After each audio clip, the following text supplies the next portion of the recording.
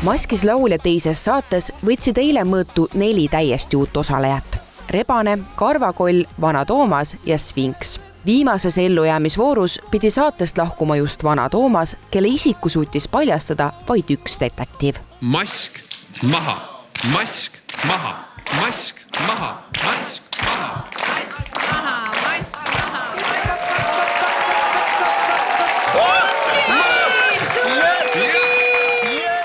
Tegelikult nii lihtne see asi ei ole. Meil on ju selline 4 detektiivist koosnev punt ja eks me kõik anna üksteisele ju erinevaid vihjeid ja mõtteid, häid mõtteid. Ja see oligi lihtsalt sellise deduktiivse meetodi lõpp, selline tulem, mille ma siis nagu välja ütlesin, ütleme nii.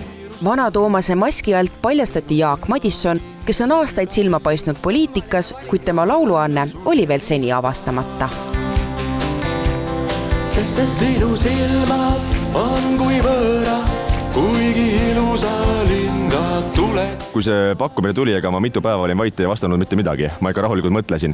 Ja siis ma ütlesin, võib-olla olen nõus, aga siis sõltub juba sellest, kas hääl kannab välja ja kas on materjali üldse midagi teha. Ja aga siis, kui juba see laulutreener Maike ütles, et jaa, siit annab teha küll, siis ma ütlesin, okei, mis seal ikka. Et vaatame, mis välja kukub. Et ma ise ei ole tegelikult selline suurem asi laulja olnud, et ma olen võib-olla gümnaasiumi ajal korraks olnud kuskil koolikooris ja sellega minu laulmine piirdunud. Aga suguvõses on sees küll olnud seda palju ja ütleme selline, sa võib-olla jorised midagi autosõidu ajal, lükkad Rock FM-i kõvasti mängima või siis duši all, aga selline niimoodi, et ma spetsiaalselt käiksin kuskil laulmas ja seda ei ole. Ach, wenn ich heule einen recht, lasst euch ein wenig kontrollieren. Ich zeige euch, wie's richtig geht. Wir bilden eine Liederreihe. Mis see ära reetis? Ausalt ei reetnudki midagi ära, aga midagi muud ei tulnud mul pähe ka pakkuda. Sellepärast, et hääle järgi ma ei ole kunagi kuulnud, kuidas Jaak oleks laulnud.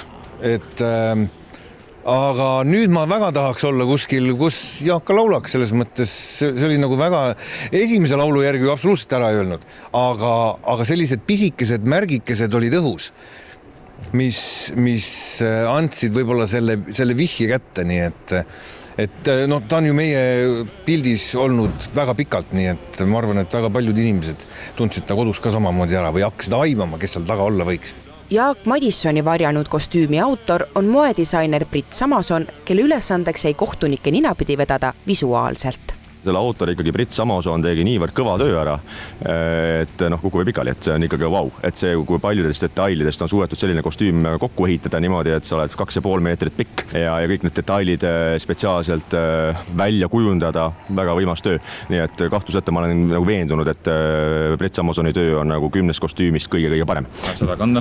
Ei ole väga raske tegelikult. Ta muidugi läheb soojaks sees ja algul võib-olla see hingamine ei ole kõige mugavam, aga sa harjud sellega suht kiiresti ära ja sa õpid nagu hingama ka siin sees, et midagi hullu ei ole. Järgmine Maskislaulja saade jõuab televaatajateni juba sel pühapäeval, kus astuvad taas võistlustulle uued osalejad.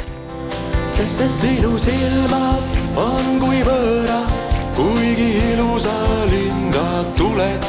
Oma pilgu küll su poole pööran, kuid su juurde vaid